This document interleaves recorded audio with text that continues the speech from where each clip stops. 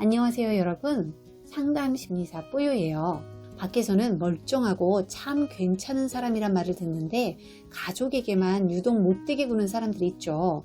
직장에서는 유능하고 친구들에겐 유머러스하고 동네에서도 친절하고 예의 바른데 집에만 오면 완전히 달라지는 사람들요. 그런데 그들은 가족의 별거 아닌 말 한마디에 폭발하고 아이들의 사소한 행동에 과민하게 반응하고 마치 가족이 적이라도 되는 듯 날을 세우죠. 이런 사람들 중에는 나르시시스트가 많아요. 왜 나르시시스트는 가족들에게 그렇게 못되게 굴까요? 먼저 가족을 거울로 여기기 때문이에요. 나르시시스트에게 가족은 단순한 가족이 아니에요. 그들에게 가족은 자신이 얼마나 특별하고 대단한 사람인지를 보여주는 거울이에요. 그들이 가장 두려워하는 건 자신이 보잘것없어 보이는 것이죠. 그래서 늘 난 특별해야 해, 난 대단해야 해, 난 사랑받아야 해 라고 생각해요. 가족 중 누군가가 그들이 만들어 놓은 그들의 이미지를 깨뜨리는 순간 그들 존재 자체가 위협받는 것처럼 느껴요. 예를 들어 아내가 요즘 좀 예민해 보여요 라고 말했을 뿐인데 그 말이 당신 대단하지 않아요 라고 들려서 또 그런 식으로 나를 무시하네 라며 폭발하죠. 단순히 기분이 나빠서가 아니라 자신의 존재 자체가 위협받는 것처럼 느끼는 거예요. 남편은 아내라는 거울을 통해 존경받지 못하는 것 같은 자기 모습을 보면서 분노를 느끼는 거죠. 그렇게 그들에게 가족은 사랑해야 할 대상이 아니라 자기 이미지를 자기가 원하는 대로 반영해줘야 하는 거울인 거예요.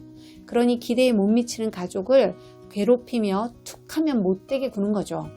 두 번째는 가면을 벗기 때문이에요.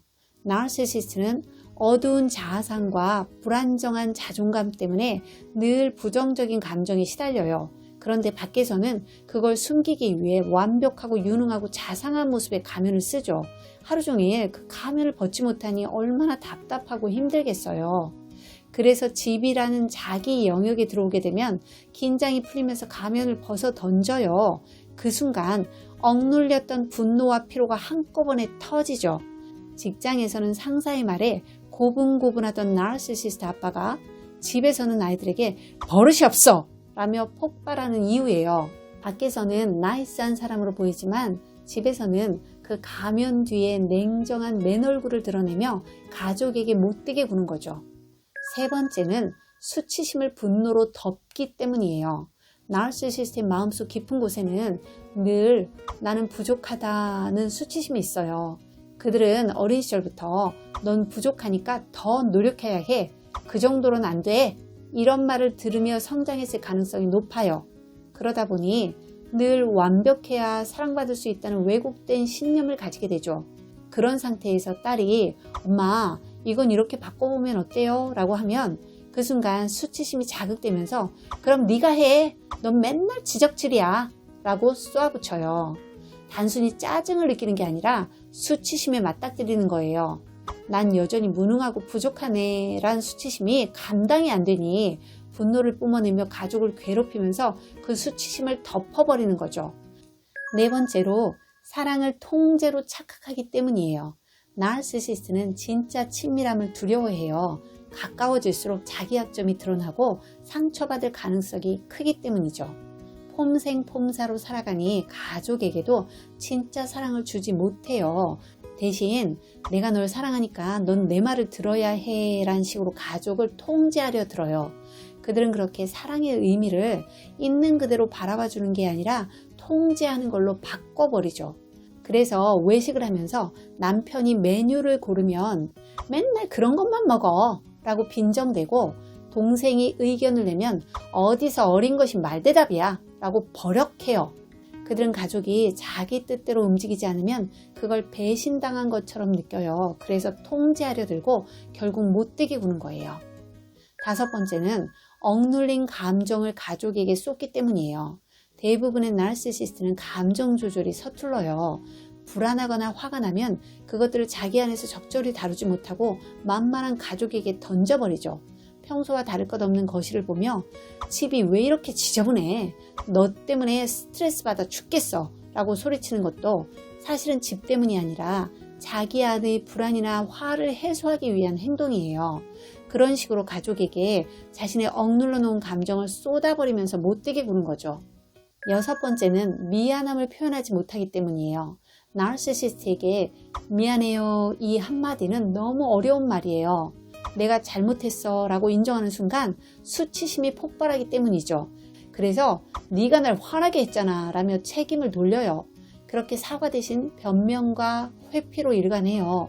그게 그들이 가족과 함께 하면서 그들의 이미지를 지키는 방법이에요.